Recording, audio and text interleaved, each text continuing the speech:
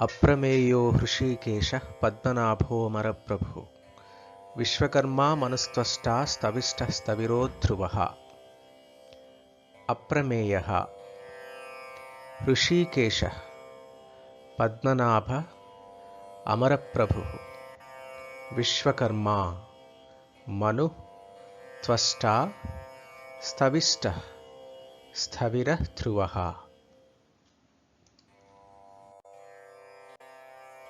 అప్రమేయః అంటే ప్రమాణాలకు అతీతుడు.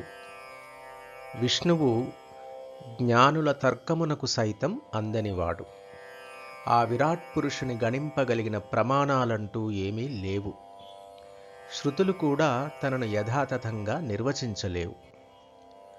ఆయన సృష్టించిన మన కంటికి కనిపించే ఈ మాయా జగత్తుని ప్రమాణంగా చేసుకొని ఆ విష్ణు భగవానుని మనం అంచనా వేయలేం కాబట్టి తాను అప్రమేయుడు. హృషీకేశః హృషీకములు అనగా ఇంద్రియాలు. అలా ఇంద్రియాలను శాసించేవాడు అంటే ఇంద్రియములకు అధిపతి.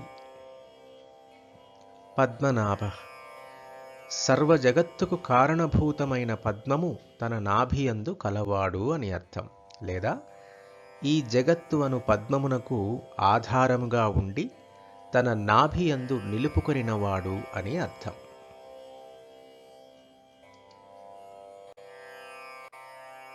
అమరప్రభుః అమరులకు అనగా దేవతలకు ప్రభువు. విశ్వకర్మ తన అద్భుత నిర్మాణ శక్తిచే ఈ సమస్త విశ్వాన్ని రచించి సృష్టించినవాడు. మను అనగా మననం చేయువాడు. అలా అపారమైన మనశ్శక్తి సంపన్నుడు విష్ణువు. త్వష్ట సూక్ష్మీకరించువాడు. సృష్టి అంత్యకాలంలో తనలో లయం చేసుకునే ముందు విష్ణువు అన్ని ప్రాణులను సూక్ష్మరూపాలుగా మార్చివేస్తాడు. కాబట్టి ఆయనను త్వష్ట అని పిలుస్తారు.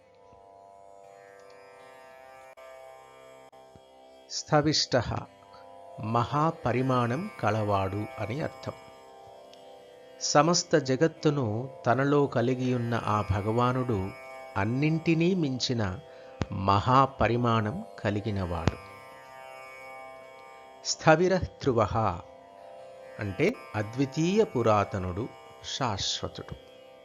ఆ మహావిష్ణువు సమస్తమునకు మూలమై అనాది అయి ఉన్నవాడు.